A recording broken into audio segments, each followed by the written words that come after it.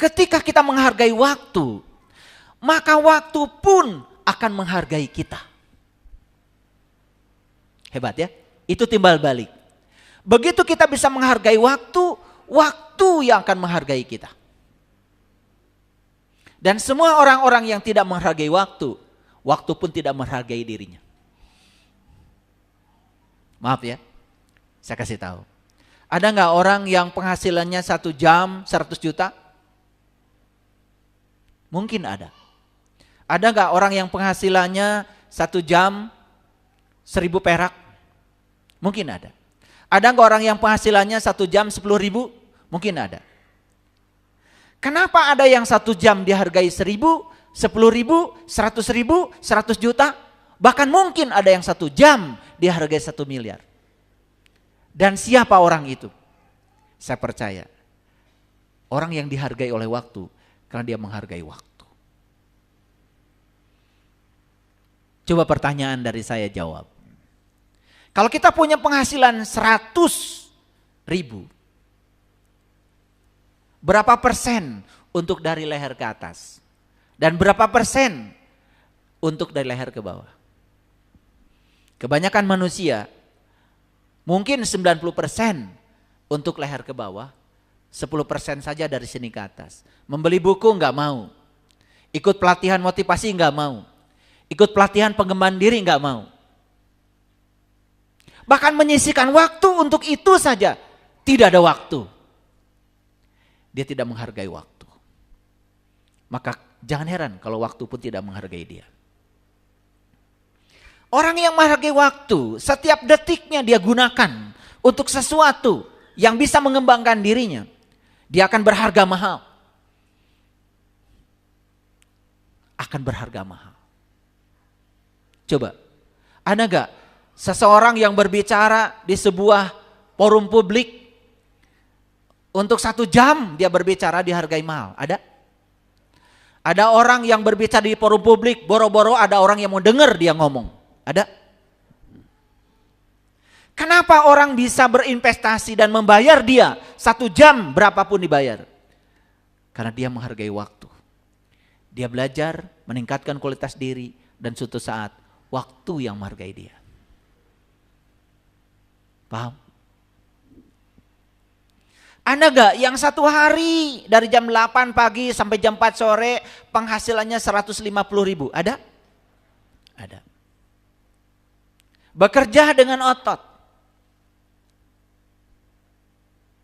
Tapi ada orang yang dari jam 8 pagi sampai jam 4 sore mungkin 150 juta. Karena dia lebih kreatif lagi. Dia belajar mengembangkan diri.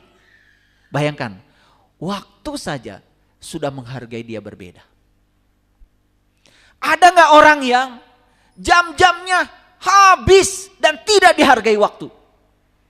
Ada? Ngerumpi? Bicarakan orang lain? Ada? Menghujat orang lain? Jamnya tidak berarti. Bayangkan, karena dia tidak menghargai waktu, waktu juga tidak menghargai dia. Satu pertanyaan lagi sekarang pada diri kita.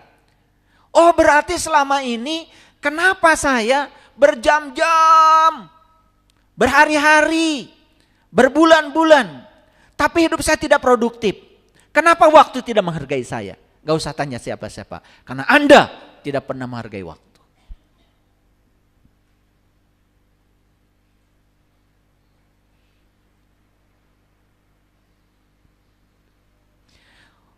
Waktu ini paling diinginkan semua orang. Tetapi waktu ini yang paling buruk digunakan semua orang. Paham maksud saya? Semua orang menginginkan waktu. Betul? Ada orang mau sekarat. Kalau masih bisa, dia ingin 1000 tahun lagi. Padahal sepanjang hidupnya selama ini, dia juga tidak berbuat apa-apa. Waktu itu paling diinginkan semua orang. Tetapi ketika dia memilikinya, dia memperlakukan waktu dengan buruk.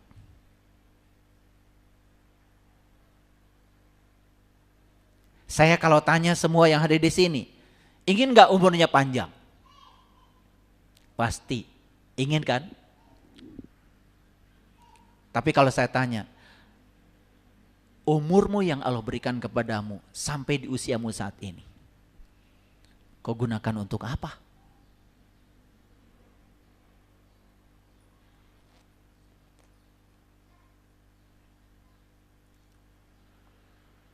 Saya tanya, ada yang hafal Asmaul Husna di ruangan ini? 99, ada yang hafal? Cuman 99 loh Asmaul Husna. Ada yang hafal? Ada? Ada. Satu orang. Yang lain? Padahal cuma 99. Kalau hari ini menghafalkan Ar-Rahman, besok Ar-Rahim, lusa Al-Malik, lusa Al-Qudus, hanya perlu waktu 99 hari. Asmaul Husna sudah hafal. Sudah nggak usah berat-berat, ngapalin dulu aja. Nanti 99 hari berikutnya mulai memaknai apa itu Asmaul Husna. Kenapa 99? Kenapa yang pertama Ar-Rahman? Kenapa yang kedua Ar-Rahim? Masuk lebih dalam 99 hari berikutnya. Ada nggak yang belajar begitu? Semua tidak terencana. Padahal hanya perlu 99 hari loh untuk menghafalkan Asmaul Husna. Quran itu semuanya 6.236 ayat. Hanya perlu 6.236 hari untuk hafiz Quran. Sudah hidup berapa ribu tahun? Ribu hari. Coba, yang 40 tahun aja. 40 tahun kali 365 hari. Tolong hitung pakai 40 tahun kali 365 hari, coba berapa? Pakai kalkulator dong. Berapa? Ini punya HP. Udah canggih, smartphone. Berapa? 14.000 tahun. 14.000 hari. Nah, Quran itu cuma 6.236 ayat. Kalau sehari aja memahami satu ayat, sebetulnya sudah bisa paham 2 kali pengulangan. Kalau yang usia 40 tahun.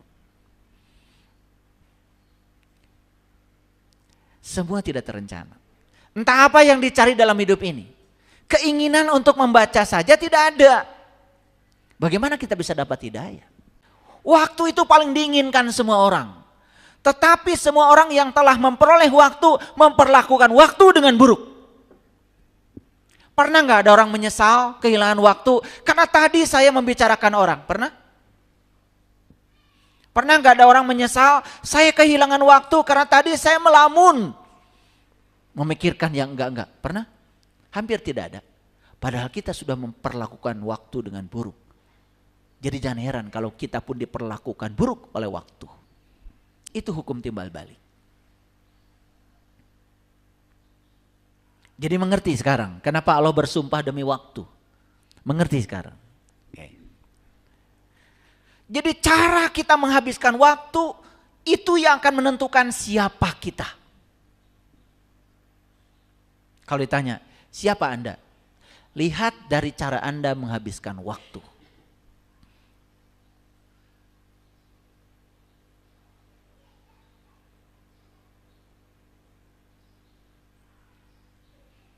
Siapa Anda? Lihat dari cara Anda menghabiskan waktu. Malam digunakan buat apa? Tidur? Orang lain sudah bangun, Anda masih tidur. Orang lain masih bangun, Anda sudah tidur. Itulah Anda.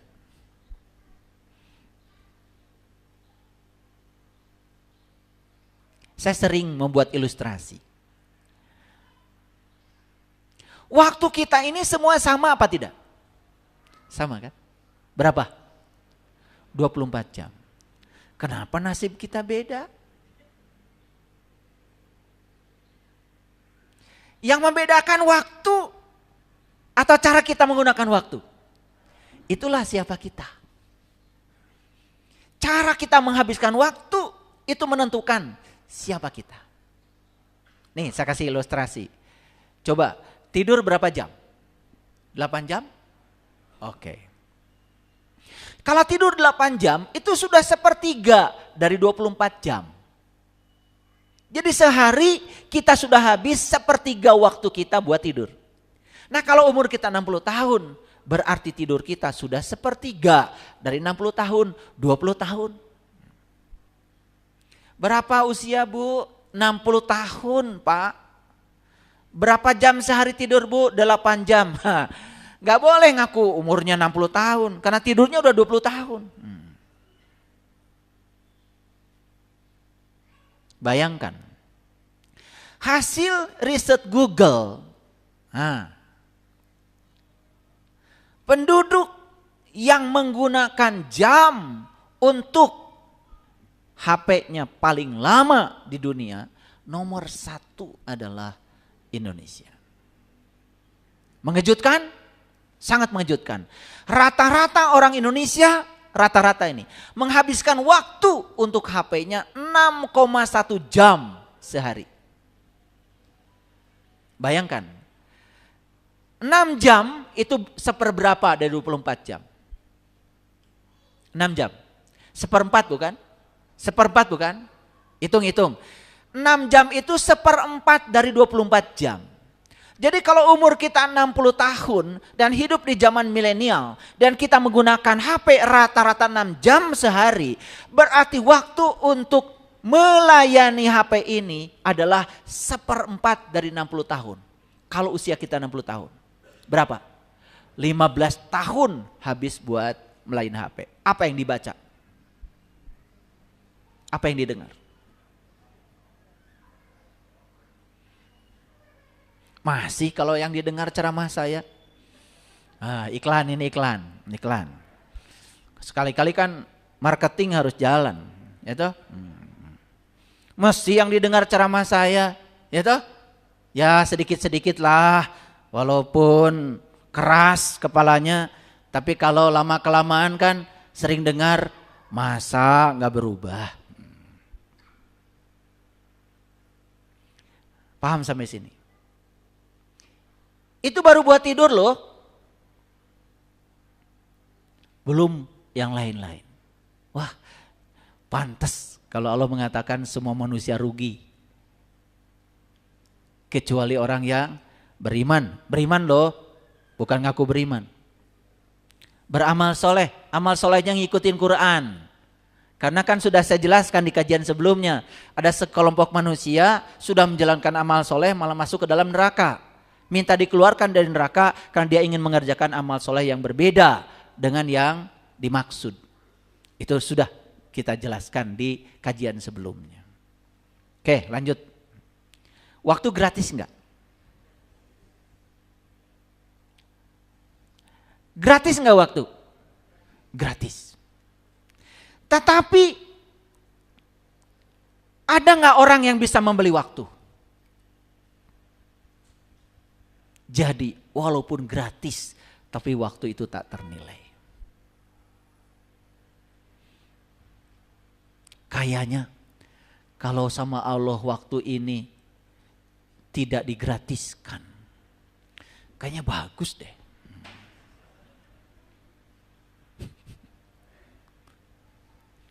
Betul nggak?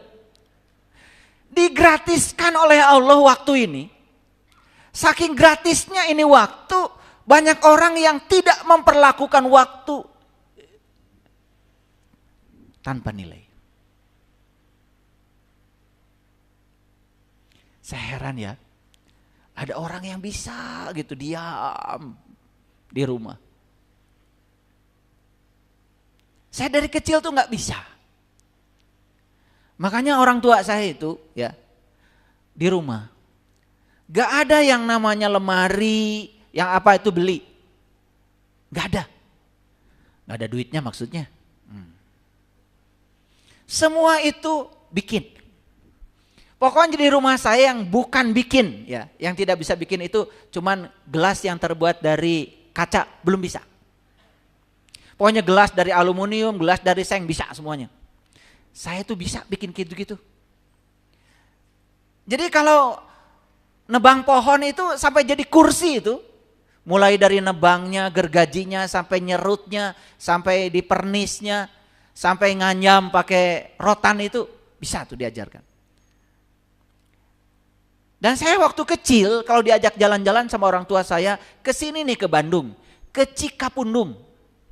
Wah, itu sudah bahagia. Beli apa? Beli rongsokan kabel.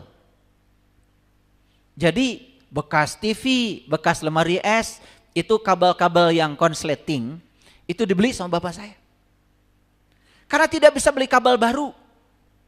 Nyampe di rumah, itu kabel tuh dibuka, kemudian kayak bikin gelasan buat layang-layang.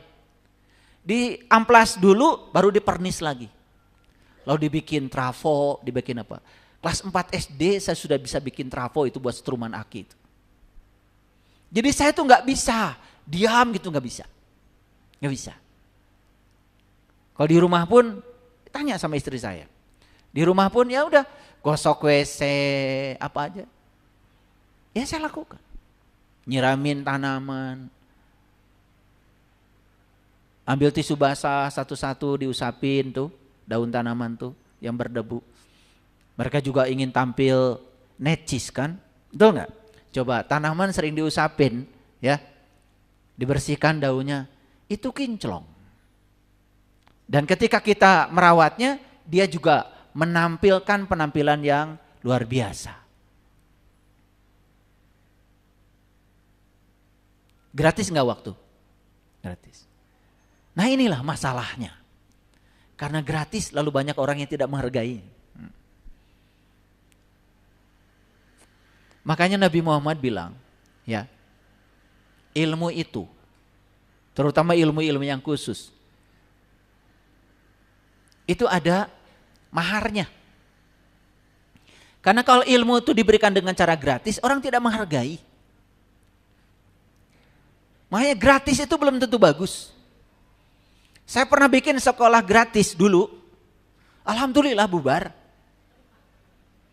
Saking gratisnya orang tua itu tidak menghargai sama sekali. Bahkan bangunan yang meruntuh pun tidak ada yang peduli. Oh ternyata saya salah bikin sekolah gratis. Rupanya sekolah itu harus berbayar. Kalau berbayar itu kan ada tanggung jawab. Ini yang suka gratis-gratis ya. Itu mental miskin.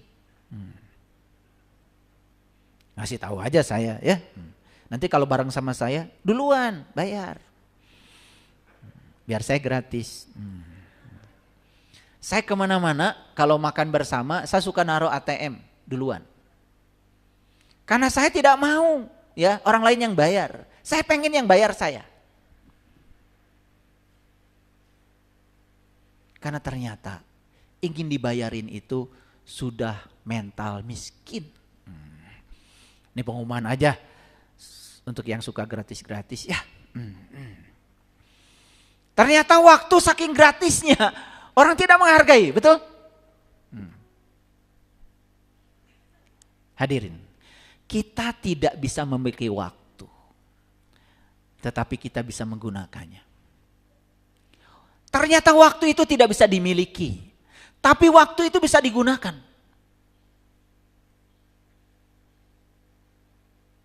Kita tidak bisa menyimpan waktu, namun kita bisa menghabiskannya. Tapi terserah kita itu waktu mau dihabiskan untuk apa, itu masalah. Sekali kehilangan waktu, kita tidak akan pernah bisa mengembalikannya. Banyak gak yang sekarang menyesal, sudah tua, kenapa saya tidak belajar dari dulu? Pernah? Pernah? Ada di sini? Ada. Orang tua mampu dulu. Membiayai sekolah juga bisa. Tapi saat itu mengambil pilihan untuk santai-santai, gak mau belajar. Setelah tua baru, setelah menerima akibatnya baru menyadari, kenapa ya saya dulu tidak sekolah, kenapa saya dulu tidak belajar. Saya tuh bangga punya bapak, orang tua terutama ayah saya. Kita itu sampai yang paling Minimal kehidupan itu dipersiapkan. Sampai mempola baju aja, mempola baju celana gitu. Itu sampai diajarkan waktu kecil. Kayaknya bapak saya berpikir, pokoknya sial-sial kamu hidup nanti jadi tukang jahit aja udah bagus. Sampai ngawinin ikan aja kita diajarkan itu. Cara ngawinin ikan tambakang begini, ikan nila begini, ikan mas begini, ikan nilem begini, kalau tawes begini. Itu saya diajarkan itu, detil itu. Ternyata cara mengawinkan ikan saja nggak sama itu. Nggak sama. Kalau salah-salah syaratnya ikan nggak kawin. Kalau ikan, ada ikan namanya, kalau di Garut tuh namanya ikan tambakang. Tembakang itu nggak bisa kawin di pinggir itu. Kawinnya harus di tengah. Di tengah itu kawinnya tuh, tengah. Gimana caranya coba supaya dia bisa kawin? Itu ada ilmunya. Jadi bapak saya mikir, pokoknya sial-sialnya nasib saya nanti jadi tukang ngawinin ikan aja katanya. Udah bagus. Kan banyak yang perlu anak ikan toh? Iya. Jadi, aduh luar biasa itu. Jadi kalau kita itu tidur kelamaan itu dari kecil sudah ada aturannya itu, tidur itu. Sampai sekarang ya saya tidak bisa tidur lama. Pokoknya kalau jam 11 tidur ya paling lambat jam 2 itu sudah bangun. Dan banyak melakukan hal. Itu apa saja bisa dilakukan. Jadi waktu itu adalah sesuatu yang diciptakan. Jadi waktu itu diciptakan. Orang yang sering mengatakan saya tidak punya waktu, sebetulnya dia sedang mengatakan dia tidak mau. Ada nggak yang sok sibuk? Waduh, saya nggak punya waktu. Sebetulnya intinya itu dia tuh tidak mau sebetulnya. Coba ngajak ngaji yuk, belajar tentang kesadaran supaya hidup kita lebih berkualitas. Jangan marah-marah terus, jangan menolak perbedaan. Supaya bisa menerima dan menghargai perbedaan. Pasti orang-orang yang tidak mau mengatakan, saya sibuk, gak punya waktu. Nih saya kasih tahu ya ilmunya. Kalau orang mengatakan saya sibuk, dia tuh gak mau.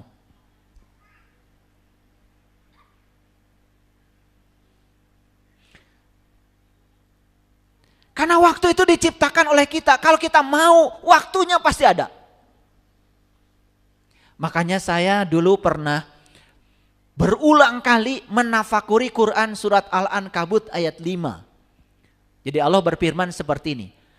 Man kana yarju liqa Allah fa inna ajalallahu la'aj wa huwas samiul alim. Catat ini Al-Ankabut ayat 5. Barang siapa yang berharap jumpa dengan Allah, maka waktu yang dijanjikan itu pasti datang. Karena dia Maha mendengar, dia Maha mengetahui. Bagi saya ayat itu sangat terlalu jelas. Jadi barang siapa yang berharap, maka waktu yang dijanjikan pasti datang. Jadi ternyata untuk berjumpa dengan dia cuma berharap atau tidak. Kita mau gak menciptakan waktunya? Kalau kita tidak mau menciptakan waktunya, waktu tidak akan pernah ada. Tapi kalau kita mau menciptakan waktunya dengan berharap, waktunya akan ada dan disediakan, diadakan oleh Allah. Kenapa? Wa huwa samiul alim. Karena dia Maha mendengar, dia Maha mengetahui. Jadi ternyata syaratnya cuma satu, berharap, yarju, roja, berharap aja.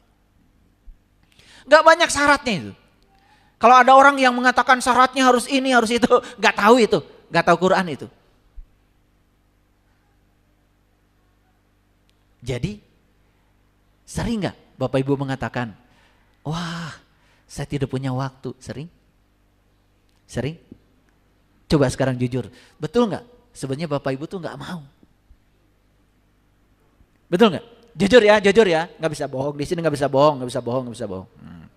Sebetulnya kita sedang mengatakan bahwa saya tidak mau. Cuman dibungkus dengan kain kehormatan. Seakan-akan kita ini sibuk gitulah gitu. Aduh, sebetulnya Tidak ada orang yang tidak punya waktu. Semua kita punya waktu yang sama 24 jam. Cuman mau atau tidak.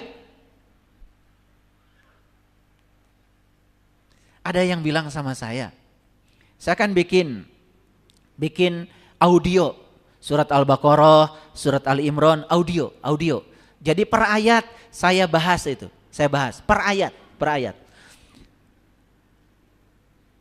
Akhirnya Al-Baqarah selesai, Al-Maidah selesai, Ali Imran selesai. Ada yang tanya sama saya, kok bisa? Padahal saya membuat rekaman itu cuma seminggu sekali dengan tim itu. Seminggu sekali. Tapi seperti pohon, walaupun lambat, tapi terus tumbuh, suatu saat menghasilkan sesuatu. Ternyata di semesta ini tidak usah tergesa-gesa. Asal terus menerus tumbuh, berproses, semua itu selesai.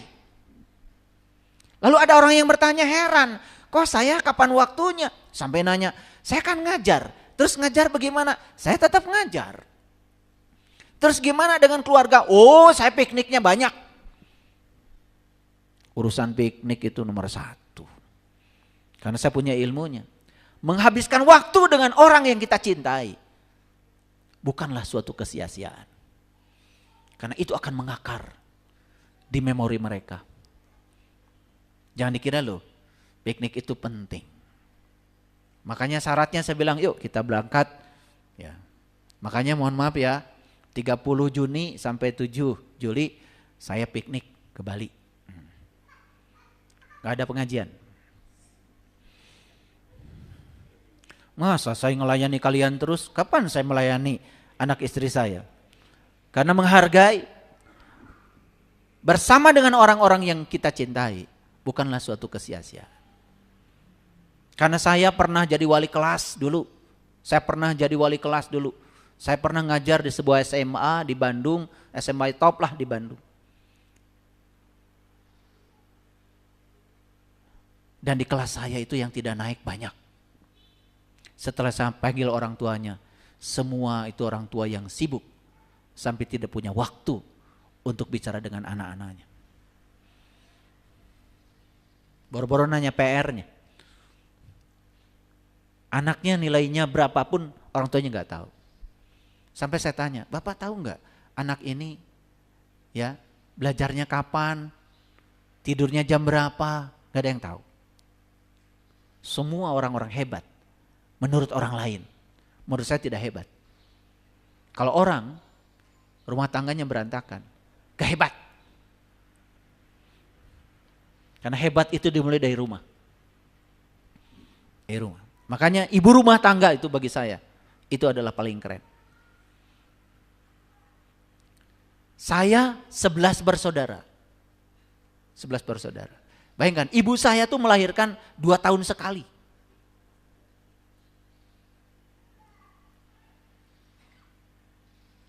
Dan ibu saya begitu telaten ngurusi anak 11. Dan saya tidak pernah melihat ibu saya marah. Jengkel apalagi. Ya. Saya habis main bola di sawah, kaki saya penuh lumpur. Papan yang sudah dipel sama ibu saya udah mengkilap itu. Karena rumah kami lantainya papan, karena di bawah kandang ayam. Begitu diinjak papan yang sudah mengkilap itu, ibu saya cuma mengatakan, duh bager, anak king, pinter. Saya sekarang kalau ingat itu, saya menangis.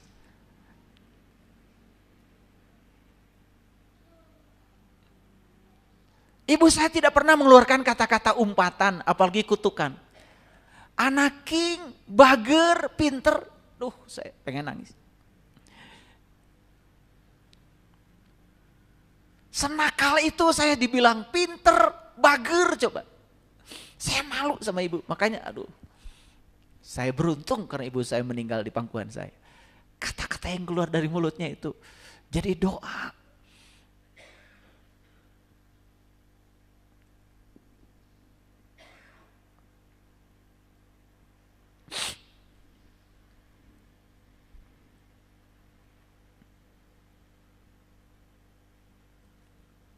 Hadirin, waktu yang kita nikmati untuk menghabiskannya itu bukan waktu yang terbuang percuma.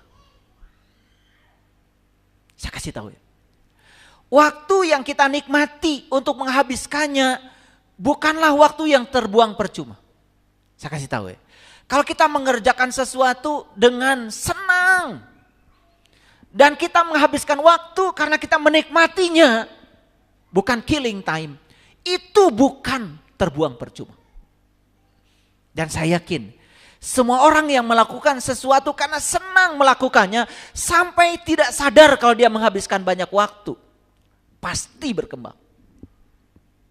Makanya anak-anak kita, jangan dipaksa belajar ini, belajar itu yang mereka tidak suka. Tanya kesukaan mereka.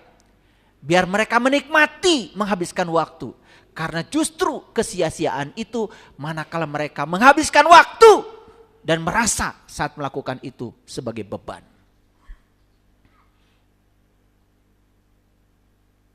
Saya yang namanya belajar itu menikmati. Saya kalau baca buku itu berlembar-lembar menikmati. Itu yang namanya kitab Ihya Ulumuddin, Risalatul Qusairiyah, Al-Luma, kitab-kitab yang tebal-tebal itu. Saya kok bisa gak nyampe berbulan-bulan itu. Saya baca. Bapak Ibu, kalau Bapak Ibu senang nyanyi, nyanyi. Habiskan waktu itu dan senang melakukannya. Itu bukan waktu yang terbuang percuma. Daripada Bapak Ibu melakukan sesuatu tapi beban. Maaf. Ada orang yang melakukan sesuatu.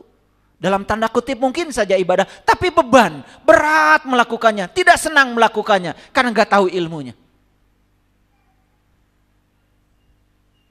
Jangan dikira loh. Nyanyi. Joget. Itu jiwa kita selaras dengan tubuh kita.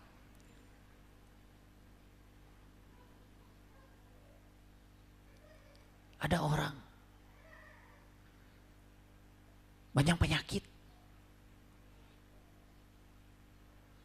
Saya tanya, nyanyi bisa? Tetiasa. Joget, aduh komo etam. Musik seneng, aduh haram.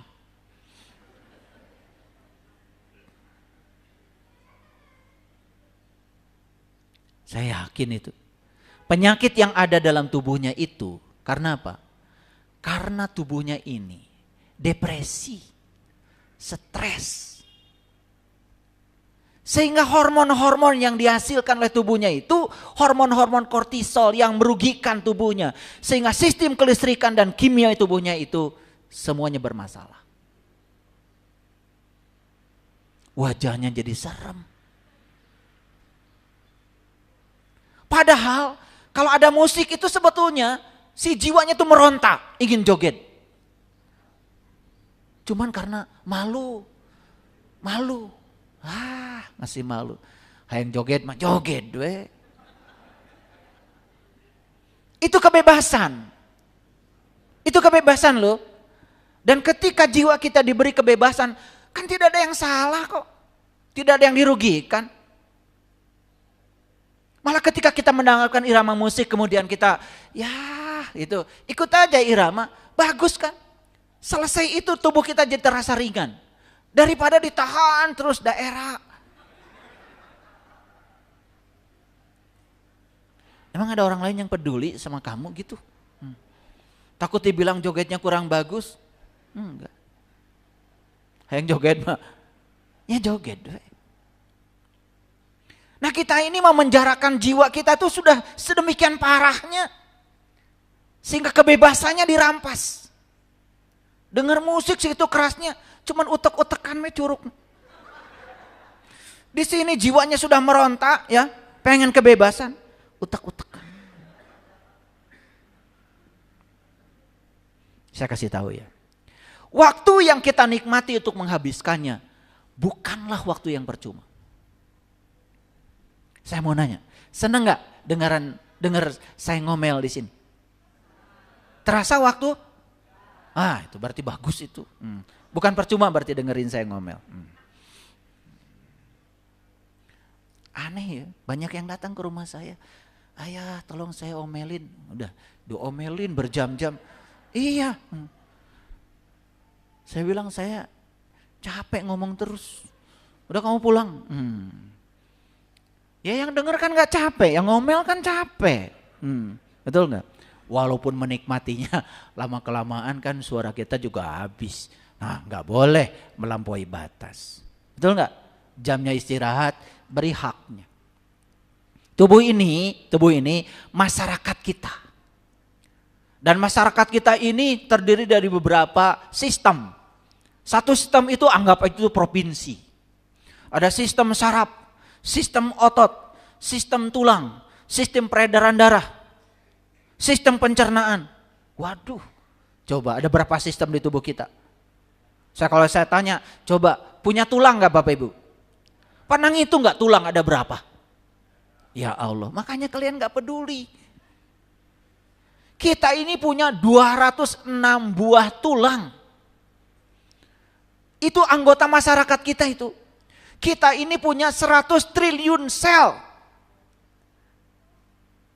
Dan pemimpin kita itu dua. Bisa ego kita, pikiran gelap, bisa kesadaran kita. Lihat orang-orang yang tubuhnya dipimpin oleh kegelapan pikirannya, tubuhnya itu gampang merana dan menderita. Tapi orang yang tubuhnya ini dikendalikan sistem tubuhnya itu oleh kesadaran, intuisinya, hidup. Lihat itu. Wajahnya sumringah, tulus, senyumnya indah, awet muda.